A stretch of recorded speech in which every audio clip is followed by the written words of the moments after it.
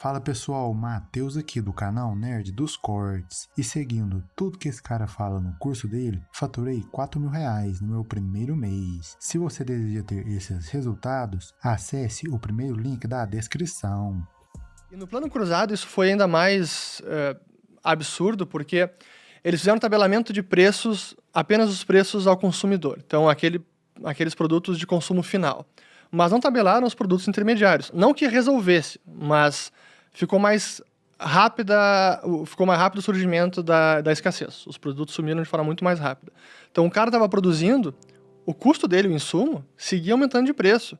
Mas ele na ponta tinha que vender pelo preço tabelado. Então sumiu muito mais rápido os produtos e o boi foi mas foram vários outros que simplesmente desapareciam das prateleiras.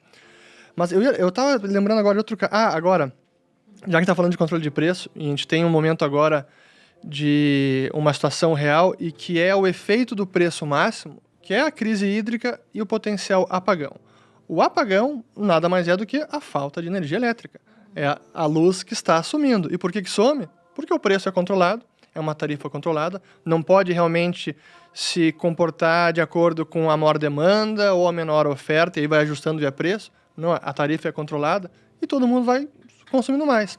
Se a gente pudesse controlar, agora está muito quente, eu vou ligar todos os ar-condicionados de casa. Não, mas ali a tarifa está mostrando, cara, agora você vai pagar 50... É a tarifa dinâmica. Não, gente? Mas é tudo o governo que controla, né? Tá. É um preço administrado. Porque já tá caríssimo. Claro, está aumentando para evitar o apagão, mas nunca é um preço realmente de mercado. Sim, é entendi. muito administrado. E pode ser que ano que vem, como já aconteceu na época da Dilma, por exemplo, antes da eleição, o que a Dilma fez? Ela deu Controla um energia, incentivo, né? Incentivo não. Simplesmente ela deu incentivo ao consumo, né? Enquanto estava quebrando o setor elétrico. Ela controlou energia e controlou combustíveis. E a gente tá vendo agora, energia mais cara, combustível mais caro e eleição ano que vem. Então, pois há sempre um estímulo muito grande para que o governante tome uma medida desse tipo, porque democracia nada mais é do que você comprar o apoio da maioria. Então, se você vai e coloca as contas num nível mais baixo e cria dinheiro para dar para as pessoas, naquela hora você comprou o apoio delas. Tem até uma frase do Hayek, que eu anotei aqui, onde ele diz que, por conta de uma falta de compreensão geral, o crime de uma emissão excessiva por parte de um monopolista da moeda continua não somente a ser tolerado, mas até aplaudido. Porque sempre que alguém vai e cria mais moeda, no primeiro momento todo mundo se sente mais rico, até que essa moeda provoca um aumento de preços. Por isso, acho que é tão difícil fugir desse ciclo inflacionário.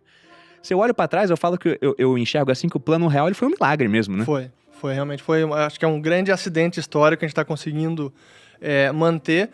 E acho que aí que está um dos grandes feitos do plano real foi ter controlado essa emissão monetária, que antes era descontrolada. O que você acha que foi o acerto? Como é que eles fizeram para dar certo o plano real? Acho que tem vários componentes, mas eles atacaram várias frentes desse descontrole de emissão monetária. Uma delas era essa tal da conta movimento. Isso até foi antes do plano real. Isso foi em 88, que acabaram com a conta movimento que o Tesouro gastava. O plano real foi em 94. Depois acabaram também com os bancos estaduais, que essa era uma farra. Nossa, eu nem sabia que existia isso, gente. Banerj, eu tinha 4 Banespa. anos nessa época. Alguns existem ainda. Alguns existem ainda. O Banrisul, não privatizamos, perdemos a chance no Rio Grande do Sul de realmente privatizar o Banrisul, mas todos os estados praticamente tinham seu próprio banco estadual. E o governador que mandava no banco. E ele funcionava como uma conta ali, um cheque especial que o banco ia emprestando sem parar, e o banco ficava virtualmente insolvente. E como é que ele era resgatado? Pelo Banco Central, que emitia moeda para resgatar. Então essa era outra fonte de emissão monetária, e que aí no final da década de 90 houve o grande saneamento dos bancos estaduais. A política cambial também era outra fonte de emissão monetária, na busca por controlar o câmbio, se emitia muita moeda para comprar reservas, depreciava ainda mais o câmbio, então era quase que uma referência circular ali para conter a depreciação do câmbio. Então principalmente ali no financiamento do Tesouro direto pelo Banco Central, pela conta movimento, saneamento dos bancos estaduais e política cambial também. E quando iniciou naquele regime de bandas cambiais, lembra que o real começou, era 1 para 1. Até, aliás, menos, o real era mais forte do que o dólar. Era 0,90 centavos para $1. Meu pai, quando foi para Angola em 96, missão de paz, ele pegou um câmbio onde $1 comprava 96 centavos de real.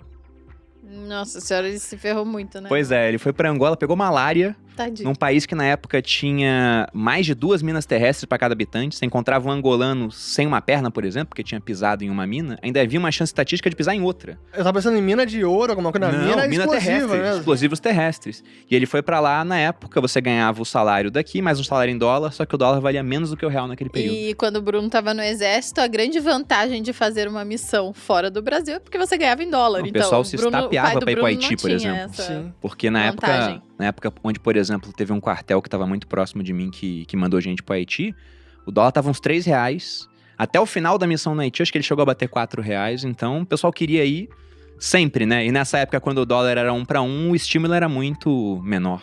Mas essas foram as principais mudanças do Plano Real. Realmente conseguiu controlar essa emissão monetária e que hoje realmente é incomparável com o que a gente tinha naquela época. Então, claro que hoje a gente está aí sempre criticando e apontando os erros e reclamando com razão do que a gente está vendo de inflação que está bem alta, mas é incomparável o que a gente viveu naquela época, né? Incomparável, é anos-luz melhor. Até esses dias alguém comentou no meu canal, num vídeo que eu fiz sobre inflação, dizendo isso, pô, mas tudo bem que tá ruim agora, mas não tem nem comparação. Não Concordo, não tem comparação. Não, a inflação que a gente tem em um ano agora era coisa de um mês naquele período, às vezes até menos.